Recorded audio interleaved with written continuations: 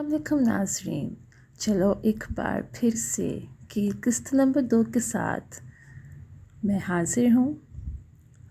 उसने दरवाज़ा खोला तो सामने उसका शौहर ज़मान खड़ा था।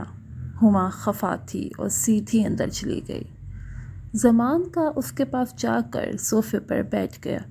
ठीक है, मैं सनम के साथ जा रही हूँ, हुमा ने कहा। कहाँ?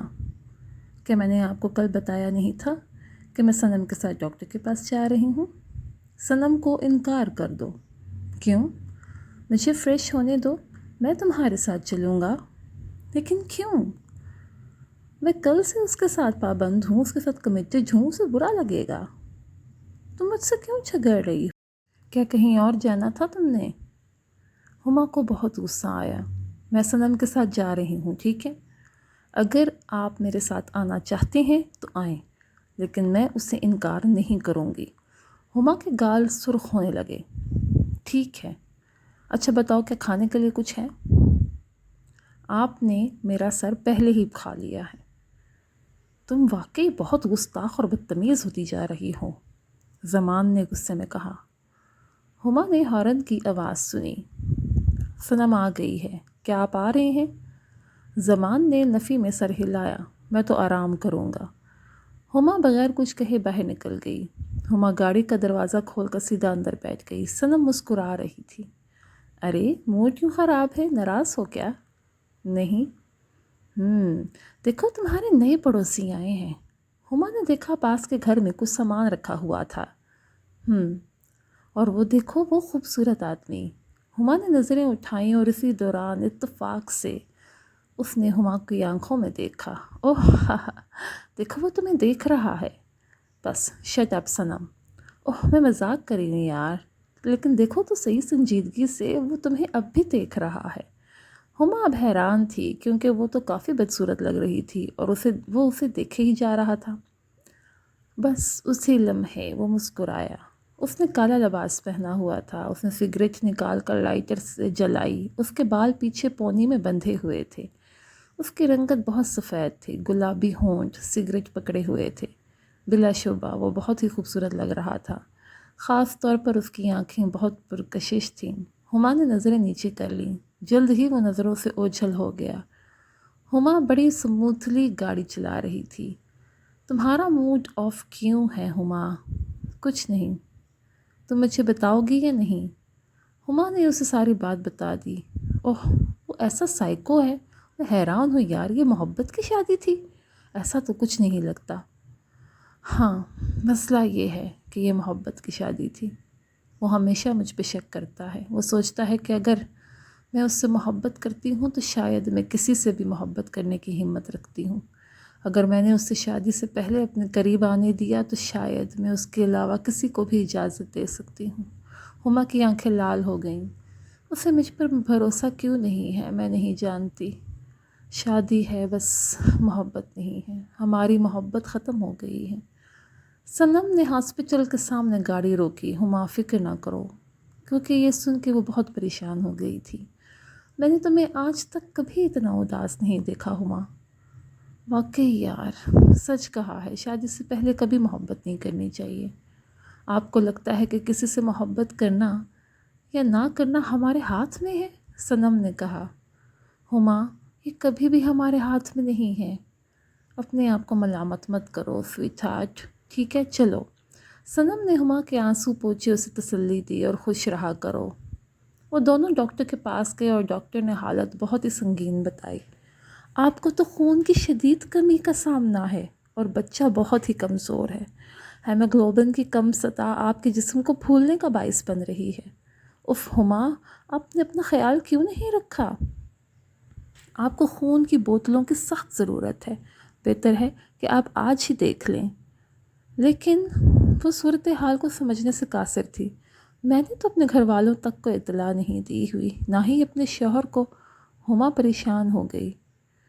ठीक है, लेकिन अगर आप अपने बच्चे को ज़िंदा चाहती हैं तो आपको तो इस बारे में सोचना चाहिए, डॉक्टर ने कहा। हुमा अब बहुत परेशान थी। हम खून का बंदोबस्त आखिर कैसे कर सकते हैं? मैं तजवीज़ करूँगी कि अगर आपके घर में कोई दे सके तो ये अच्छा होगा। आपके शौहर का ब्लड ग्रुप क्या है? او پازیٹیو، ہما نے کہا۔ اچھا، وہ آپ کو خون دے سکتے ہیں، اب تو مسئلہ ہی حل ہو گیا۔ مسئلہ حل ہو گیا یا اب ایک نئی ڈانٹ و پریشانی میرا انتظار کر رہی ہے، ہما نے سوچا۔ وہ جانتی تھی کہ ہر چیز کا الزام اسی پر لگایا جائے گا۔ جب ہما گھر پہنچی اس کی ساس وہاں موجود تھی۔ شاید وہ زمان کے لیے کھانا لائی تھیں کیونکہ پلیٹیں میز پر پڑی تھیں اور وہ اب چائے پی رہا تھا۔ تو تم آ گئی ہو، زمان نے کہا۔ ہما کو شرمندگی سی ہو رہی تھی۔ وہ جانتی تھی کہ زمان نے اس کی ساس کو سب بتا دیا ہوگا کہ ہما نے کیسے اس سے بات کی، کھانا نہیں بنایا یا اس سے جھگڑا ہوا۔ اس کی ساس کو سلام کیا اور پوچھا کہ وہ کیسی ہیں۔ میں ٹھیک ہوں بیٹا، بتاؤ ڈاکٹر کیا کہہ رہی تھی؟ زمان نے فائل پکڑی جو ہما نے پکڑی ہوئی تھی اور دیکھنے لگا۔ 5 ہیموگلوبن؟ کیا تم پاگل ہو؟ زمان نے اونچی آواز میں کہا۔ تمہارے پاس کیا کھانے کو کچھ نہیں ہے؟ ہاں، تم یا میں جاب کرتے کس لیے ہیں؟ ہما چونک گئی۔ یہ کیا ہے بتاؤ؟ دیکھو بیٹی، تمہیں اپنا خیال رکھنا چاہیے تھا۔ اس کی ساس بھی پریشان ہو گئی۔ ہما نے آنکھیں نیچے کر لیں۔ ڈاکٹر کہہ رہی تھی کہ مجھے خون کی بوتلیں لگیں گی، ہما نے دھیرے سے کہا، اور آپ کا بلڈ گروپ او پازیٹیو ہے اور آپ مجھے خون دے سکتے ہیں۔ زمان کی آنکھیں گویا باہر نکل آئیں۔ کیا؟ ساس بھی پریشان ہو گئی۔ کیا تم دماغ سے باہر ہو؟ دماغ خراب ہے تمہارا؟ اگر میں نے تمہیں خون دیا تو یہ تمہارے اور اس گھر کی دیکھ بھال کون کرے گا؟ اور میں یہ کمزوری کیسے پوری کروں گا آخر؟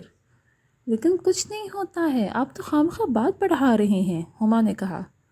نہیں بیٹا، وہ ٹھیک کہہ رہا ہے ہما، تم اپنی کمزوری خود ہی کور کرو، اس کی ساس نے کہا۔ اچھی خوراک لو، تم ٹھیک ہو جاؤ گی۔ لیکن امی، ڈاکٹر نے یہ سب کہا تھا، میں نے نہیں۔ اگر اچھی غذا کے ذریعے اس کو کور کیا جا سکتا تو ڈاکٹر مجھے اچھی غذا ہی تجویز کرتی۔ ہما نے یہ کہا اور اپنے کمرے میں چلی گئی۔ وہ بستر پہ لیٹی تھی، اس کا سر بہت درد کر رہا تھا۔ اسے پھر سے گھٹن محسوس ہونے لگی۔ اس نے کھڑکی کھول دی۔ اس نے پڑوسیوں کی چھت پر پھر کسی کو دیکھا۔ اسے کھڑکی کھولنے میں ہچکچاہٹ محسوس ہوئی۔ کھڑکی کھولوں یا نہیں کھولوں؟ اسے پھر وہی آدمی دکھائی دیا جسے اس نے صبح دیکھا تھا۔ وہ فون پر کسی سے بات کر رہا تھا، لیکن پتہ نہیں کیا ہوا کہ وہ پھر اسے دیکھنے لگا۔ ہما کو عجیب سا لگا۔ اس نے کھڑکی کھول دی لیکن اس کے سامنے پردہ کر دیا۔ اسی لمحے زمان کمرے میں داخل ہوا۔ وہ اس کے قریب آیا۔ تم کیا کر رہی ہو؟ اور یہاں سے باہر کھڑکی سے کیا دیکھ رہی تھی؟ اس نے فوراً پردے ہٹائے۔ ہما کو چڑچڑا سے محسوس ہوا۔ ہما بھی اس کے ساتھ دیکھنے لگی۔ اب وہاں کوئی نہیں تھا۔ وہ کہاں گیا؟ ہما نے سوچا۔ زمان نے پھر سے پردے سامنے کر دیے۔ آؤ میرے پاس بیٹھو۔ اس نے ہما کا ہاتھ تھاما اور اسے اپنے پاس بیڈ پر بٹھایا۔ بتاؤ، کیا تم کھانا ٹھیک سے نہیں کھا رہی ہو؟ ہاں، میں کھاتی ہوں جب بھی مجھے بھوک لگتی ہے۔ تو پھر میرے بچے کے لیے وقت نکالو، اس کے مطابق کھانا کھاؤ، بھوک لگے یا نہ لگے۔ لیکن اگر مجھے بھوک نہیں لگتی تو میں کیا کروں؟ تو پھر نتیجہ تمہارے سامنے ہے۔ تم اتنی نادان اور بیوقوف عورت ہو۔ آپ صرف مجھے سمجھنا ہی نہیں چاہتے۔ تم بیوقوف ہو، وہ غصے سے کہتا ہوا باہر نکل گیا۔ ہما نے سر ہاتھوں میں پکڑ لیا۔ وہ جانتی تھی کہ کوئی اسے نہیں سمجھے گا۔ وہ ڈریس بدل کر کچن میں کھانا پکانے چلی گئی۔ اس نے لنچ کیا، مجھ سے پوچھا تک نہیں، نہ ہی اسے پرواہ ہے کہ میں نے کچھ کھایا ہے یا نہیں، ہما سوچنے لگی۔ زمان میچ دیکھ رہا تھا۔ جب ہما کچن میں کھانا پکا رہی تھی، ہما اس کے پاس گئی۔ کیا میں آپ کے لیے کھانا یہاں ہی لے آؤں؟ ہما نے پوچھا۔ نہیں، مجھے بھوک نہیں۔ اگر آپ کو بھوک نہیں تھی تو کیا آپ مجھے پہلے نہیں بتا سکتے تھے؟ میں اتنی دیر سے کچن میں اس حالت کے ساتھ کھانا بنا رہی ہوں۔ اوہ، میں بھول گیا تھا، میں میچ دیکھ رہا تھا۔ لیکن کیا تم صرف میرے لیے کھانا بنا رہی تھی؟ تم بھی تو کھانا کھاؤ گی نا، تم صرف میرے لیے تو کھانا نہیں بنا رہی تھی نا۔ ہما باہر لان میں غصے میں چلی گئی۔ سردی تھی لیکن اسے نہیں لگ رہی تھی۔ وہ تھوڑی سی چلی اور پھر جھولے پر بیٹھ گئی۔ آسمان کو دیکھنے لگی۔ کتنا اندھیرا ہے، اس نے سوچا۔ اسے پتہ ہی نہیں چلا کب زمان اس کے پیچھے آ کھڑا ہوا۔ تم یہاں کیا کر رہی ہو؟ ہما ڈر گئی۔ تم نے مجھے ڈرا دیا زمان، ایسے کون آتا ہے؟ سر ڈھانپ لو، پردہ کرو۔ کیا؟ میں گھر پہ ہوں زمان، لیکن کوئی تمہیں چھت سے دیکھ سکتا ہے، میں نہیں چاہتا کہ لوگ تمہارے بارے میں باتیں کریں۔ ہما کو بہت برا لگا۔ زمان گیٹ کی طرف بڑھنے لگا۔ تم کہاں جا رہے ہو اس وقت؟ میں امی کے پاس جا رہا ہوں۔ زمان نے گیٹ اپنے پیچھے بند کر دیا۔ دوبارہ اس نے میری فکر ہی نہیں کی، نہیں پوچھا کہ میں نے کچھ کھایا ہے یا نہیں۔